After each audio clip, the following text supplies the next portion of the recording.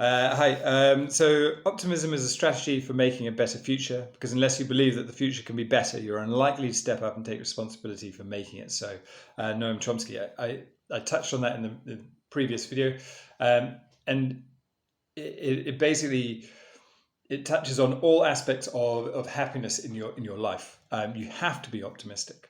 If you only see negativity in the future, there is, and I'm not saying optimistic all the time. Gosh, I get very very down in the dumps quite often, but you have to believe that something is going to change. And I reached a point in my life, actually recently, where I didn't believe that anything was changing.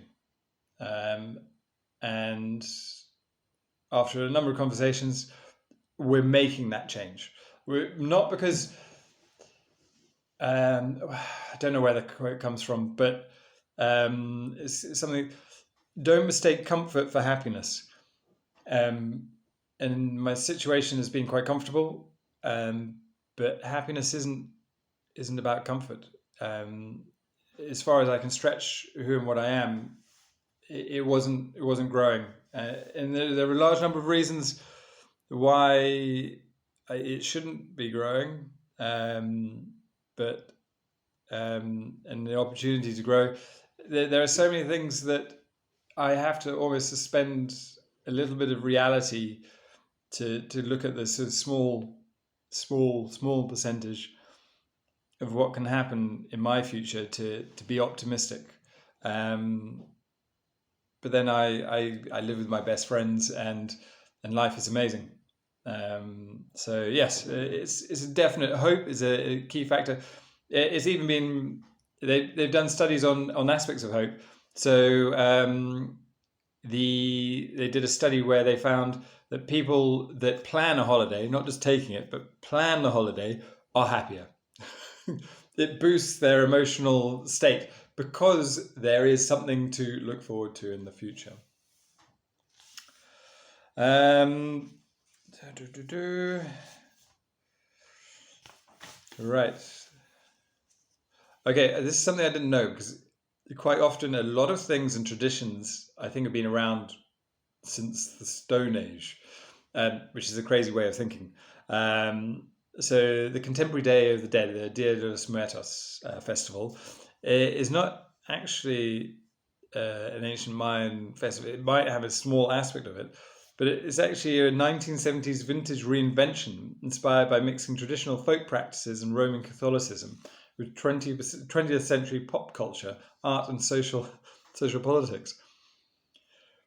It's only been around for 50, 60 years, and I'm hoping it'll be around for many, many hundreds of years because I think it's a lovely tradition to connect with your who you are and the lessons that you've learned from a child and coming up. So your parents and your parents and your parents, going back generations, have been teaching you, and as we are at the moment with medicine living a little bit longer, and you've got that influence around for longer. A lot of that is an important aspect, and you can actually start to see the traits, and it's always difficult because your parents and their old parents and you yourself will relate the stories that you related to growing up, and it's a difficult thing. It's that kind of oral tradition that people don't know that they're passing on, mainly because they don't pass it on in story form. They pass it like the Bible. They pass it on in don't do that, do that. General. Um, so the difficulty that I had when I was growing up is I wanted someone to push me in a direction because I didn't have any direction, and but I only had that because of who I was. Um, so I've introduced not a rule, but a kind of something to chat about is to be an individual in a family. There can only be two rules that are there that can encompass without limiting limiting your personality. One is communicate, and the other one is think. So think about your family. So is me learning to be, a motorbike rider going to impact anyone in the family? Um, and the aspect would be no. But if anything were to happen, like an accident, it would, because we would all be really upset. So I'll wear a helmet. It doesn't stop you from becoming, evil Knievel and becoming the most daring stuntman in the world.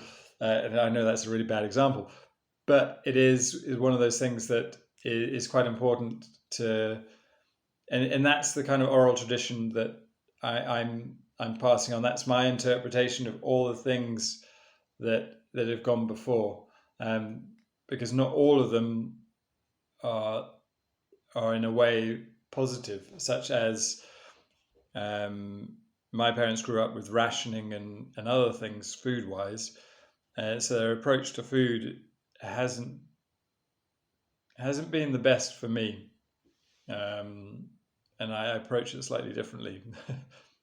but but it the key answer is you are what you eat. I got that from my parents. However, I approach it slightly differently, but it's something that I think about because of my upbringing. So although the oral tradition is developing and growing, it's being passed on in an odd way. But yes, anyway,